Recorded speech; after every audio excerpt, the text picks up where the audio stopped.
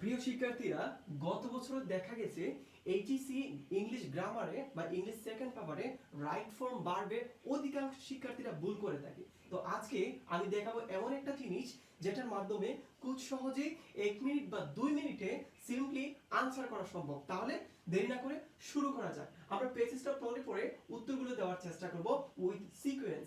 দেখা যাক, এখানে দেওয়া আছে পেজটা এরকম: success in life dash not easy. মানে জীবনে সফল হওয়াটা, life is not bad process, জীবনে সফল হওয়াটা এতটা সহজ না। সাকসেস ইন লাইফ এখানে বি ভার্ব দিতে বলা হয়েছে, যেহেতু এখানে অতীতের কোনো আলামত নাই। তো সাকসেস এখানে সাবজেক্ট এখানে আছে থার্ড পারসন সিঙ্গুলার, তাহলে পরবর্তী ভার্বটা অফকোর্স এস বা ইয়েস হবে, ইয়েস বলা হবে। যেহেতু এটা success third person singular, so be verb এখানে বলা হয়েছে, এস বাই এস যুক্ত করব না। বি ভার্বের ক্ষেত্রে এখানে আমরা কি যোগ করব? ইয়েস যোগ করব, যেহেতু সিম্পল প্রেজেন্টে আছে এটা। সো এখানে ইজ হবে। Success is not easy means life is not a bad process. It এখানে কি আছে? ইহা depend on appropriate preposition. Depend on কোন কিছুর উপর নির্ভর করা, depend on it third person singular. So পরবর্তী ভার্বে যেটা থাকবে সেটার সাথে এস বা ইয়েস যুক্ত হবে, তাহলে ডিপেন্ড হয়ে যাচ্ছে ডিপেন্ডস, একটা এস লেগে যাবে, depends. It depends on many factors, এটা অনেক বিষয়ের উপর নির্ভর করে। এভেন হো এটা রিলেটিভ ক্লোজ, এখানে হো আছে, এটা রিলেটিভ ক্লোজ। তোমরা জানো রিলেটিভ ক্লোজ হলো সাবজেক্ট হিসেবে ফলো করে কিন্তু আগের অংশকে। So Yemen third person singular, Yemen, তাহলে এখানে যে ভার্বটা হবে এমেন কে ফলো করে এখানে ভার্বটা সিকোয়েন্স অনুযায়ী বসাতে হবে। সো ওয়ান্ট হয়ে যাবে ওয়ান্স, যেহেতু এটা থার্ড পারসন সিঙ্গুলার, সো এটা হয়ে যাচ্ছে wants. A man wants, a man want success.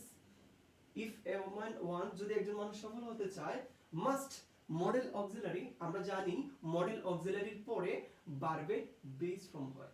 Model auxiliary can, could, may, might, shall, should, must এরকম কিছু থাকলে এটার পরে ভার্বের বেস ফর্ম হয়। তো এখানে ওয়ার্কই থাকবে, ওয়ার্ক এর সাথে কিছু যুক্ত হবে না।